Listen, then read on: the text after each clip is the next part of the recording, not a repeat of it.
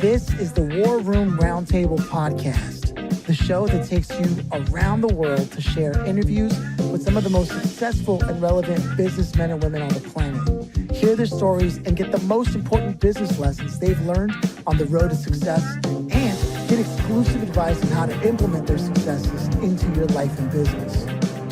The War Room Roundtable is brought to you by your hosts, Jason Miller, CEO of Strategic Advisor Board, and Phillip Lanos, CEO of Own the Rhythm, and former podcast host for Entrepreneur and Inc. magazine.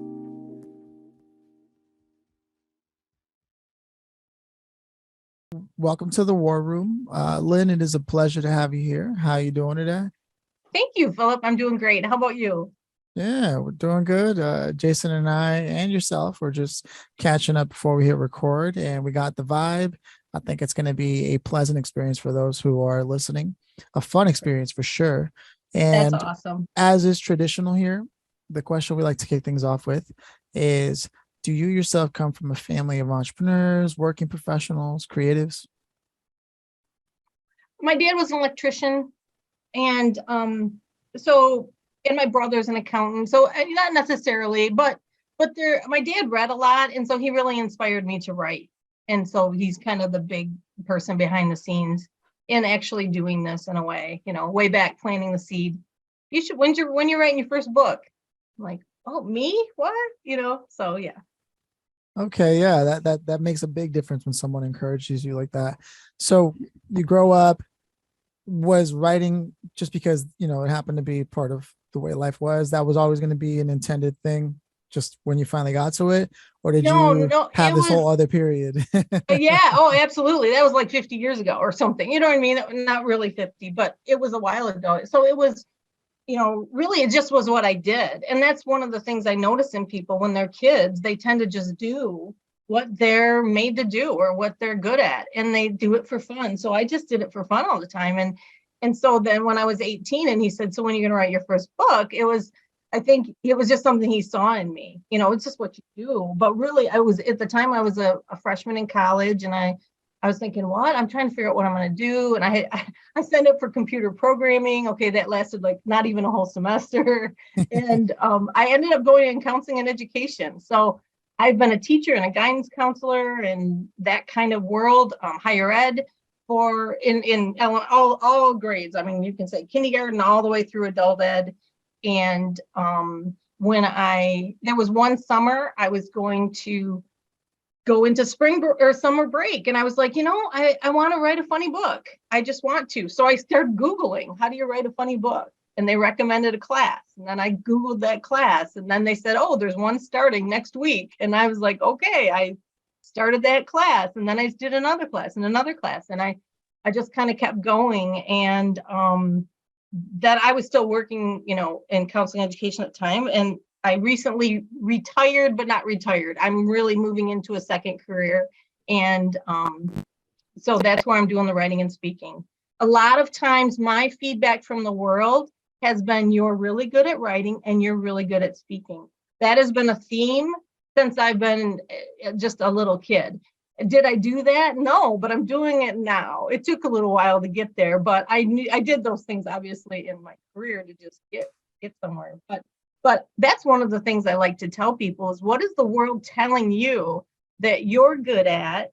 And they want more of that. And when you hear, that and see that you find where your flow is, and people will ask for that in a way, and the world kind of reaches out to you to draw out your gifts. And so I encourage people from little kids on, what are you good at? What are you good at? And it reminds me of one boy I worked with, because I did a lot with career and guidance and things like that. And he says, I really don't know what I'm good at. I'm like, well, what do you do? And he says, well, I put computers together. I order them online, and then I put them together, and I make up, And I'm like, oh my gosh, you put computers together? I said, that's not normal. People don't usually just pull up, grab a computer online. And I said, that's a gift for you. It's so natural. You didn't even, maybe notice it, but that's your gift. It's the natural thing. And I could tell you a million stories of how I've observed that unfolding. And I guess I'm kind of one of them.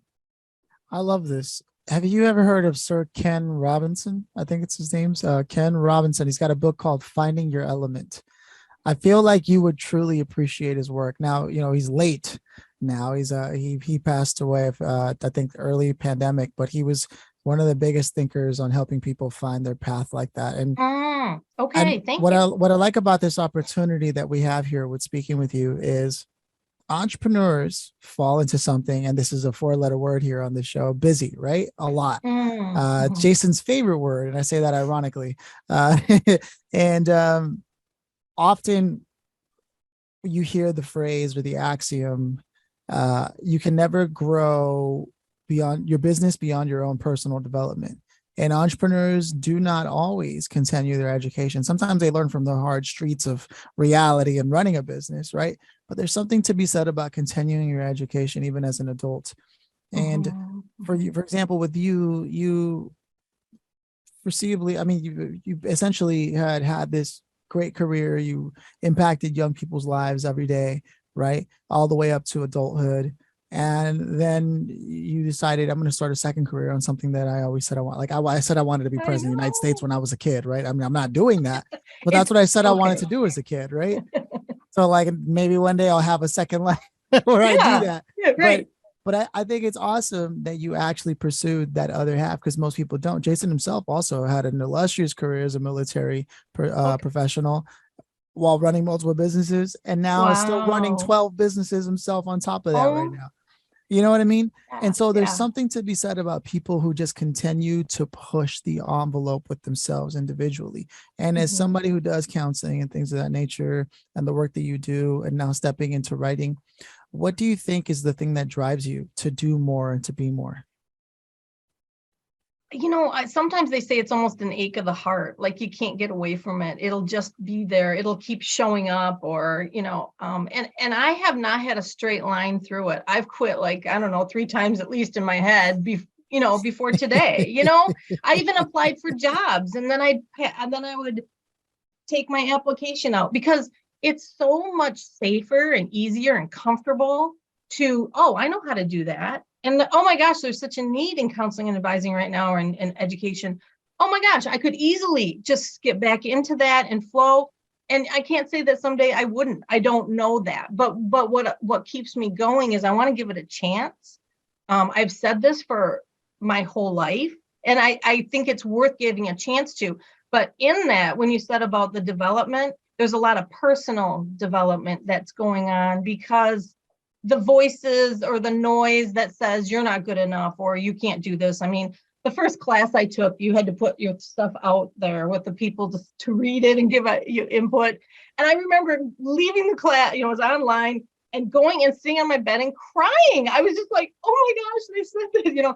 I don't do that now, thankfully, but I'm telling you, it is a learning curve to believe you can actually do this. So sometimes I find that harder than the book work or the education that I could get somewhere else. It can be harder to go inside and say, you know what? Yeah, there's a giant saying you can't do this, but get out your little stone like David and throw it at him and see what can happen. Make it, just keep going, keep believing in yourself. Find people who believe in yourself when you don't, you know. And I'll tell you, my first book came out 2 years ago. And I have had a lot of compliments about it. And I don't think I take them in enough. It's just kind of like, oh, thanks, you know what I mean? But then I got an award for the book. And I'm like, oh my gosh, I literally was at the place where I was going to get, I was in the running of top 5 for romantic category. It's a romantic comedy in the Global Author Elite Award. And I remember sitting there saying, I'll just tell my friends I made top 5. That's pretty cool. And I was literally preparing my unaccepted speech. You know what I mean? Like, it's okay, Five. And then they call my name, and I'm like starting to shake a little bit, like, oh my gosh, somebody thought this was really cool. And since writing it, I keep having people saying, when's your next one? When's your next one? I had people, probably at least 5 people this week, ask me one way or another, when is your next one? And guess what? I have hardly worked on it. Why? I think there's some kind of block in believing I can do it. But if the world is asking for it and you've done it before, you know what I mean? It's that I don't know if I'm kind of being wordy right now, but that internal growth, I think that's where we can stop, because it's harder to do sometimes than to keep going and keep going, even when, even when you don't believe it, Yeah, I think there's some interesting tidbits there. Jason himself has published several books himself. But I think there's a difference between writing fiction and nonfiction. Sure, the lessons and information are the same. They're just consumed differently, right? On one Right. aspect, you focus on really developing a character and building a whole world around it. And I'm under the impression that's what your book, Miss Snickers, is a fiction book. It is a fiction book. It is a woman who, she was all that, in the business world, and then she loses her job, and she's kind of coming to terms with her relationship she's in, and she has an epiphany. And in that epiphany, she decides to just get out of Dodge and start over and go live with her great Aunt Josie, who was her, from her childhood has been her sage, and, kind of sage with an attitude, kind of fun. And so as she's there, she's going to redefine herself and do her whole new thing. And in that, she decides, well, in the meantime, I'll just sub. I can make a little money. It's not going to be that hard or whatever. And so I have all these subbing stories, because anybody who subbed knows it's harder than you thought. But they're adorable, fun stories. And in that time, she learns to manage her classroom with candy bars. So she gets the title Miss Snickers, so she kind of gets that name. And her old college roommate says, hey, why don't we try this? And they try this kind of out of the comfort zone escapade of new things that's out of her comfort zone. And in that, it's kind of like Lucy and Ethel rubbing shoulders with Bonnie and Clyde, and some flash of red wine. And they go and so there's a lot of those kind of stories in there, not only the classroom stories, but then the two of them together are actually kind of humorous to watch as they're trying to do this thing that they have no idea what they're doing. I can tell from the way that you speak that these characters really are alive and in the story, and I think that's powerful. Before I go any further, I want to turn the floor to Jason and have him ask anything that might be on his mind, or even just some reflections on some of what you shared. Okay, yeah, great. I think so. Going back to something you said about, I just felt like quitting, right? Yeah. I mean, you don't run a business if there wasn't at least 3 times between Monday and Friday where you don't go just like, I'm done. Right. That's good to know. I thought it was only me. You just like go outside and your head's about to pop off your freaking shoulders, right? Because some stupid stuff just happened. And then you just gotta go, who's Faba? Calm yourself down. But every goes through it. And I would literally call anybody that said they didn't in a week. I would call them a liar, because the simple fact is it's not a perfect world, right? And there's always challenges. There's always things that, you get blindsided and kicked in the head for something that you weren't prepared for at all, right? Mm-hmm. Whether it's a client or it's somebody on your team or whatever the case may be.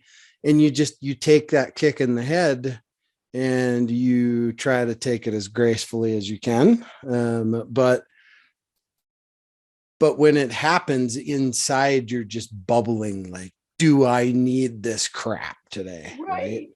And it's a natural reaction though, for everybody. Because we're human beings, right? And we're not human doings, we're human beings. So at the end of the day, we're designed to be emotional, be, all those senses. We're designed to be those, not to do them, to be them. We're a human being, not a human do, right? And in our minds, we just have to figure out, well, we have all these exterior things that are constantly hitting us as business owners. Well, how do we manage them? Or how do we manage is not even the right word. It's like, how do we allocate the compartmentalization in our brain to deal with those things, right? Because naturally, most people are very poor managers of anything, right? Most people just are. I am. I'm terrible. I'll admit it.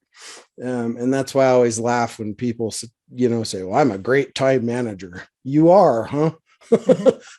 So you learned how to control Mother Nature now, did you? Okay. So, I think a lot of those feelings that we all have as business owners, they're all normal. They're perfectly normal.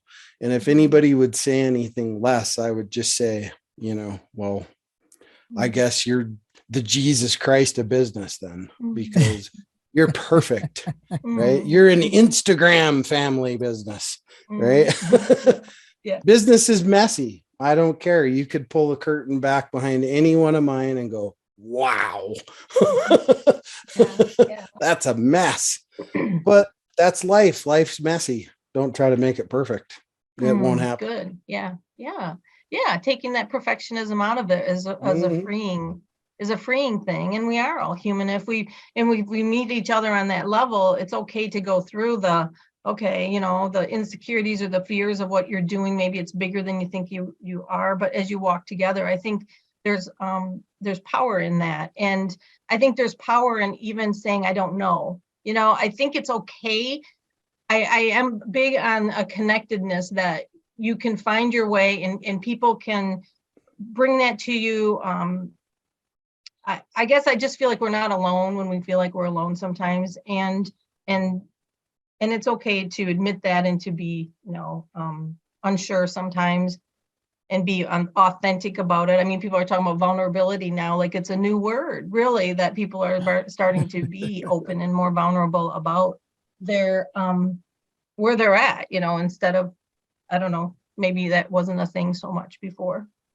Kind of like being your authentic self. When did that get hard? I don't understand. At what point was it that hard to just be yourself? Because I got to tell you what, I would find it really hard to be Phillip. Okay. And I mean that in a loving way. No, yeah, we're totally different people. It's like, right? Yeah. No, Phillip likes to go for, walks on the beach with a glass of wine. And, I'm a romantic. What can I say? Yeah, right.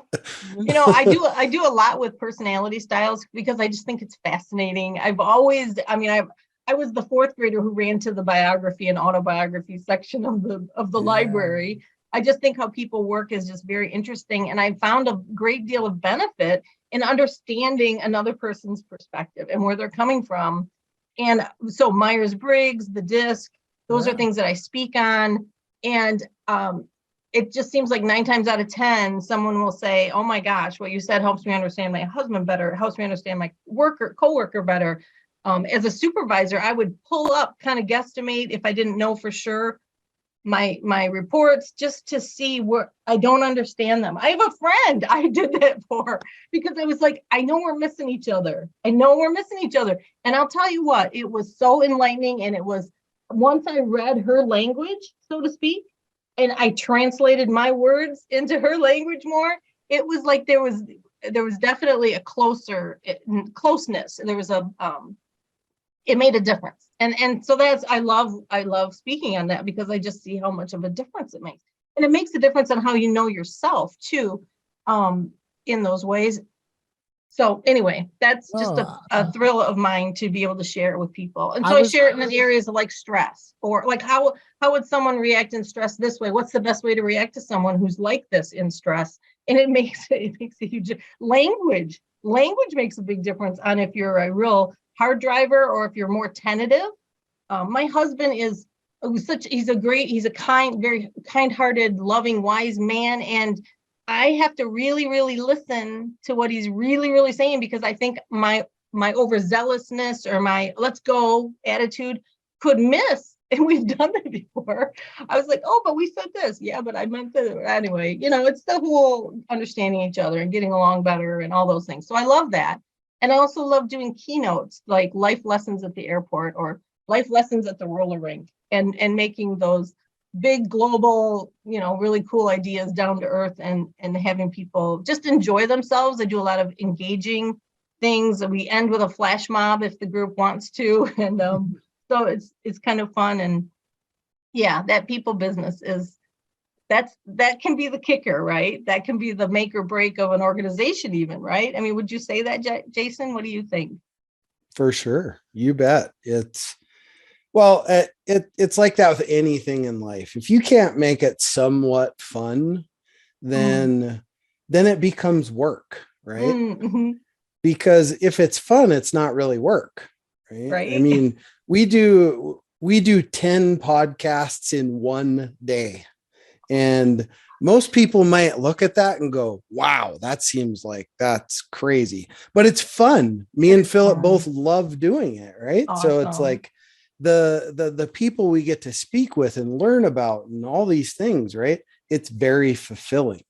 And it's an outlet, right? So you find outlets that jazz you up a little bit. Yeah. Right? Because Yeah. you're coming into Friday, your rear end's dragging 3 feet behind you. And then all of a sudden you get this infusion of energy from other people on Friday. And it's just like, yes, that's what I needed. Bring more of that. Right. That's and cool. That's awesome. And that fire, right? That fire comes back. And then you realize how much fun you're having. And when you have it's not work. That is a good point. That is such a great point. And those, I think, are our natural skills again, where you don't even know you're doing it and you enjoy it. And it's kind of like full circle to what we started talking about with too today. I agree. There's one of the things that I caught on to real quick in the conversation is your level of empathy and curiosity for other people. I think it's in a behavior that it's worth observing and highlighting, especially as a storyteller, right? Someone who speaks at the level that you do, consistently the way you do, who also writes books, whether they're fiction, but there's real lessons involved. From what I can observe and gather, there's a huge degree of empathy and curiosity that you place in other people. And I see sort of locking in until you can truly understand what it is that you're looking at. It's almost like it drives you. Like it does. You can't get out of it until you find out, okay, now I know what that is. And then you might move on. So, and I think that's important because storytelling for business is something that everybody talks about, but then they focus really on just telling you, oh, well, we just raised whatever round of money. And it's like, that's a bullet point. That's not a story, and yet everywhere you look in every public, and I work with a lot of public relations companies and to very varying capacities, but it's always the same thing that I see. And whether they take my consultation or not, the truth is a lot of people out there are telling their stories about their business in a way where it's a bullet point instead of an actual story. But from what I can see with what you're doing and the work that you do with personalities and this and that, is that people are already their own story. There's already something interesting happening there.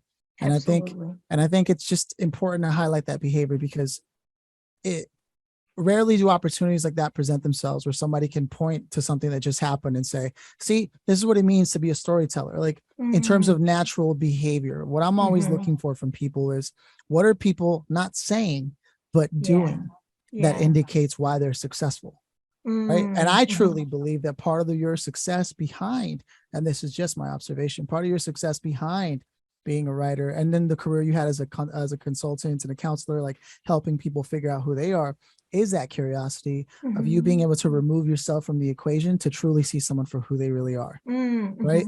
And so I wanted to highlight that because I think leadership needs that quality. Storytellers need that quality.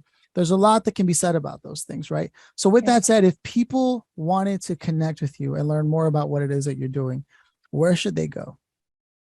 Well, they can go to lynnhoerauf.com, but a lot of people don't necessarily know how to spell my name.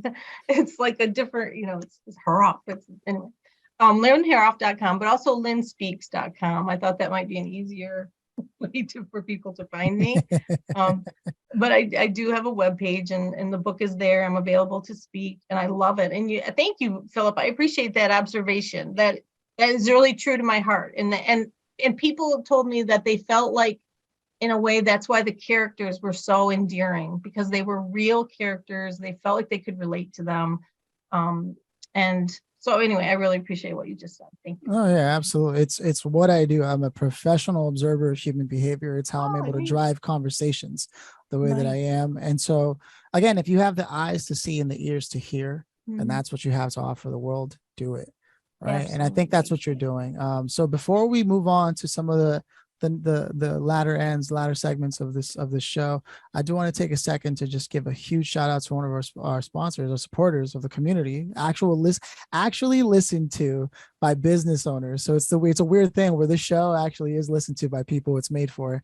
And one of them is Stephanie Emmett, right? And I want to give her a shout out, because what she does with people and what she helps people accomplish by leaning on her strengths as a copywriter is, if any of you have ever spent countless hours, you're launching some new venture, maybe looking to set up a book or whatever, and marketing is going to be the one thing that you got to get around to, and you're like, marketing, look at you. I can see you moving in your chair just thinking about marketing, right? I don't know what I should be doing.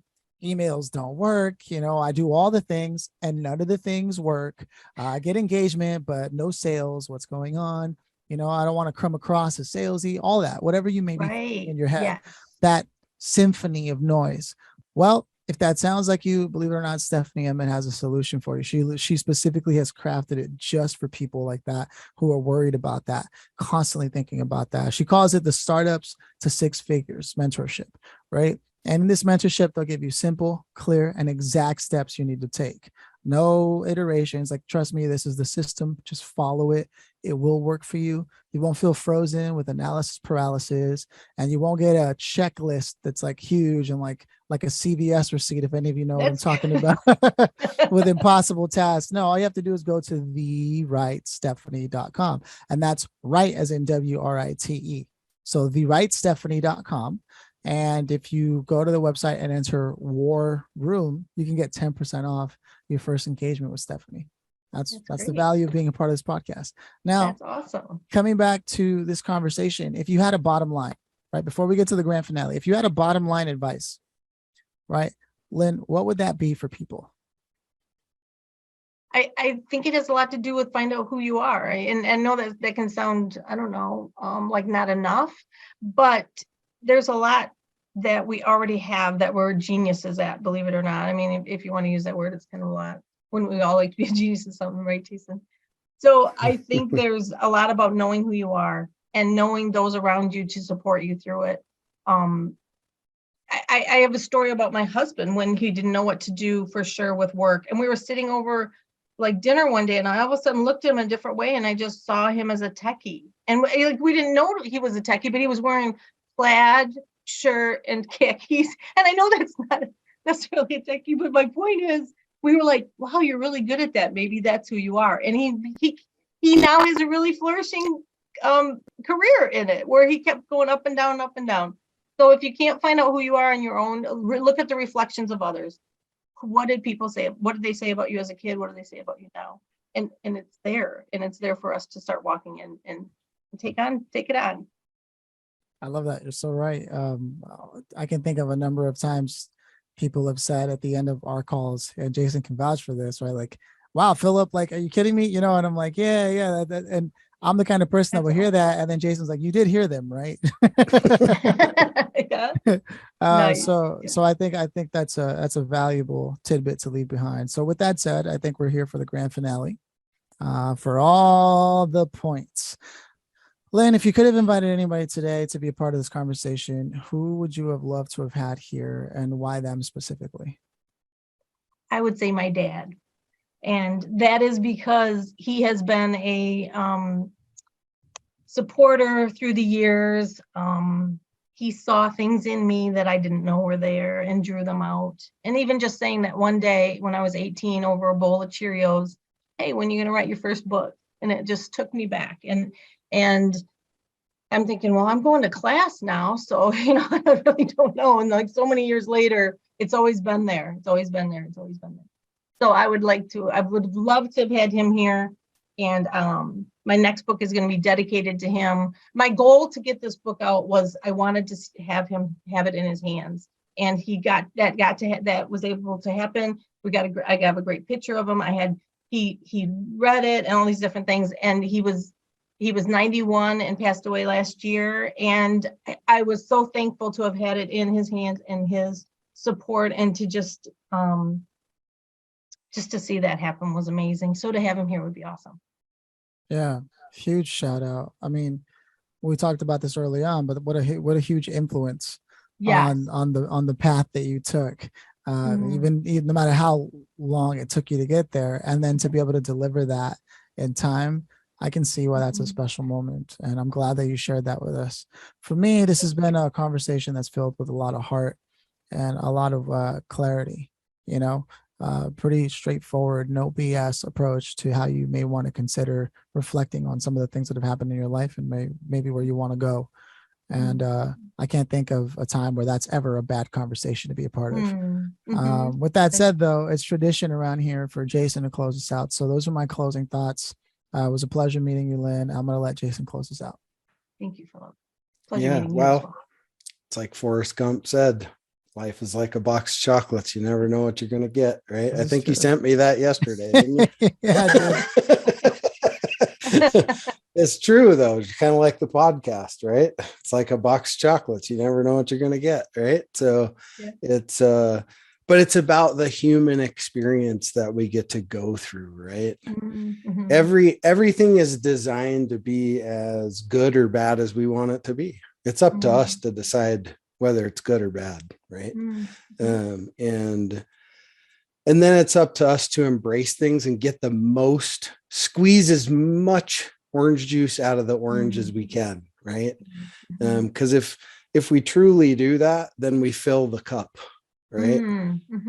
Yeah. And we're the cup. We are our own cup, and however we decide to fill it every day, that's on you. It can be a terrible day. It's like I tell my son every day, every morning, he's not the kid that gets up with fireworks flying out. And I'd have to tell him and remind him every day, son, it's your day, right? It's going to turn out how you want it to. And he snaps right out of it. So we're in control of our own day. And if we choose to make that day amazing, it'll be amazing. If we choose to sit around and feel sorry for ourselves, well, there you go. I choose it to be amazing every day. I choose life for sure. Live it to its ultimate degree. And thank you for taking the time to be here. Really appreciate it. Sharing your story, your path, your guidance with our audience. Very much appreciated. Thank you so much, Jason. That is well said. And I think in the book, there's the theme best life ever in Miss Snickers, because she wants to create her best life ever, and through that, she goes through figuring out who she is and figuring out what works for her and what hasn't been working for her. And so I love how you're saying that it can be our best life ever, even if we go through transitions that are hard, or we have time for reflection where we are feeling sorry for them ourselves, and coming out of that and gaining what we've gathered. And anyway, just thank you so much, Phillip and Jason. It's been a pleasure. You've made it a fun afternoon, and I appreciate that. Absolutely. All No, right. it was our pleasure too. Cheers. Cheers. Cheers.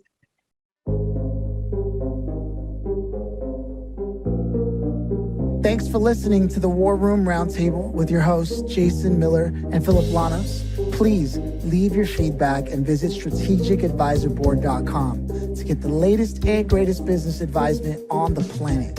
Follow us on social media for updates, and always remember, if you can dream it and believe it, then you can go achieve it.